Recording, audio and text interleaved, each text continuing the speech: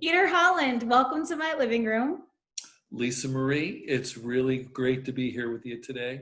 I'm really Yes, happy. I'm so excited to be speaking with you. Where in New Jersey are you calling in from? I'm calling in from my home in Bridgewater, New Jersey, which is the same town where we're corporately located. Yeah. Yes, yes. And we're going to talk all about your business, brother, Mm, today. Bridgewater is such a beautiful part of the state. Before we nice. go into everything that you're doing business wise, we were just talking about off camera how excited you were to finally get a haircut soon and everything. So, what are you looking most forward to doing when things start opening back up here in the Garden Mm, State? mm. That's a really good question, and I think for me, in terms of my personal life, is really getting back to work and being able to travel, because travel is a big part of what our group that I'm responsible for at Brother does. We manage our business in North and South America, Central America, South America, and North America. And so there's a lot of travel involved, and it's always been part of what I do in my career at Brothers. So, being home now for 12 weeks has been, there's been a lot of benefits to doing that, but just being able to do different things and maybe go back to the office eventually is really it's appealing. It's really appealing. You start to really, I think, appreciate what our lifestyle really what it was, and when you don't have it. So it's a new perspective, and so one of the nice things about working from home is that my wife and I, we have our own home gym in the basement. Nice. That's where I'm sitting right now. And so we've been able to exercise and, have that part of our life with no interruptions whatsoever. So And that is a I'm one of beautiful. the lucky ones. Yeah, that is a beautiful home gym. Are you have like you have a glass wall behind you? Yeah, the glass wall is behind me and all of the other, let's say gym type equipment is kind of around me on the sides, and back there on the back wall is a home theater with a movie screen and kind of a home theater over there. So Nice. it's really a great room. Well, that does not sound like a bad place to be quarantined, that's for sure. And you know what? Like, I guess the beauty of it too is you probably never got to fully enjoy all of your amenities like you have been now, right? On the weekends, yes, a random day off here and there, yes, but now you've got to live it and breathe it and probably appreciate it so much more too. It's like I said, there's definitely benefits to Yeah. everything. And I think the end result of what we're all going through, that there's going to be the silver lining. There's things are going to change and things are going to be different when we come out of this. But I think we're going to all have a new and deeper appreciation for what we have, in, at least in our own country here in the United States, and how we can make it a better place to live and make a contribution to each other. I think it's a time for people to reflect, and the most recent, current events that are so concerning to all of us, I think are also another wake-up call that hopefully uh, this time, this time, we can we can make a difference and we can make change. So Yeah. No, I, I I'm not agree with sure if you that was the absolutely. question you asked me, Yeah. but that's where I went. No, and it's a beautiful answer, and I thank you Thank for you. that.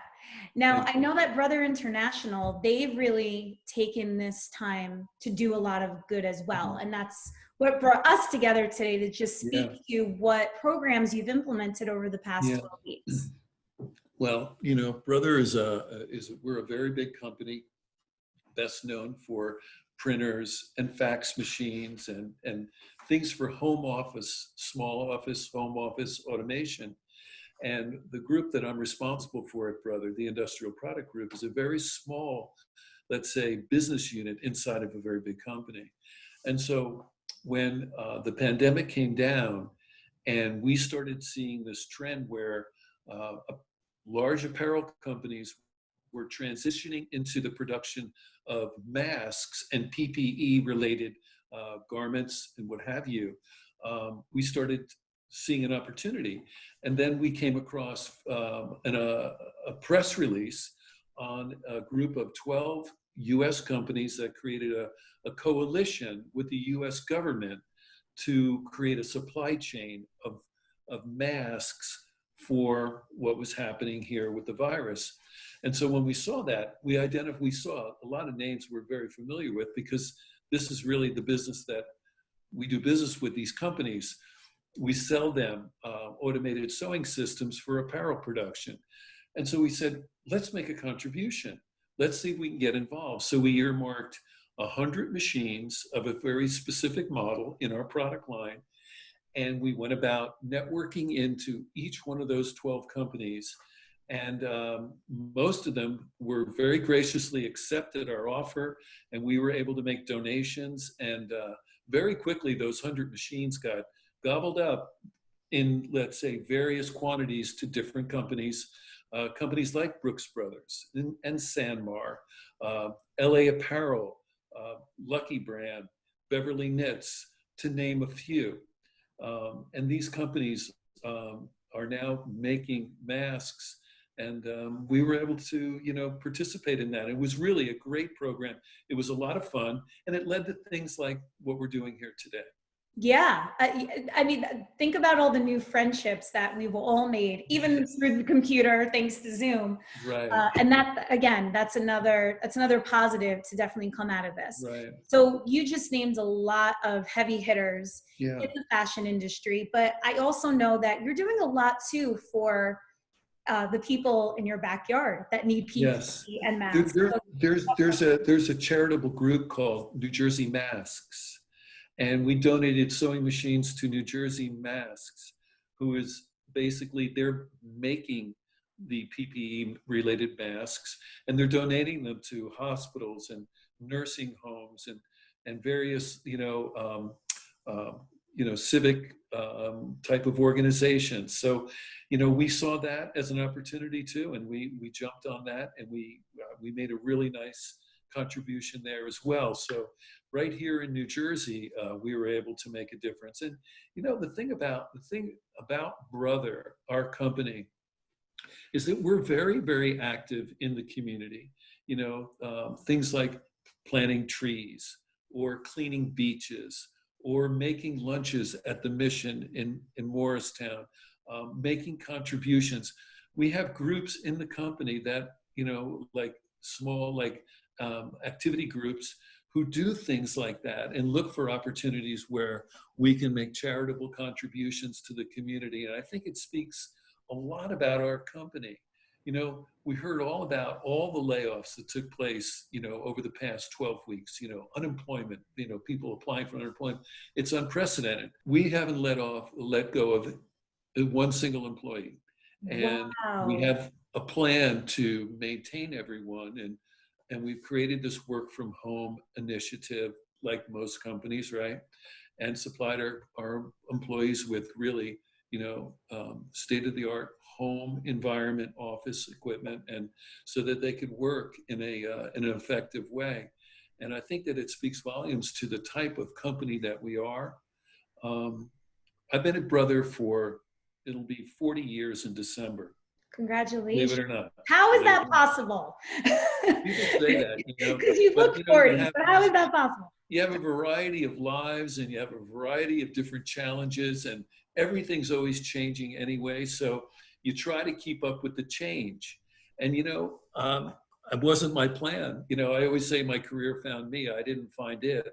Yeah. And back in December of 1980, went to work for Brother International in Piscataway, New Jersey. And I'm a Jersey guy, born in New Jersey, grew up in New Jersey, went to high school.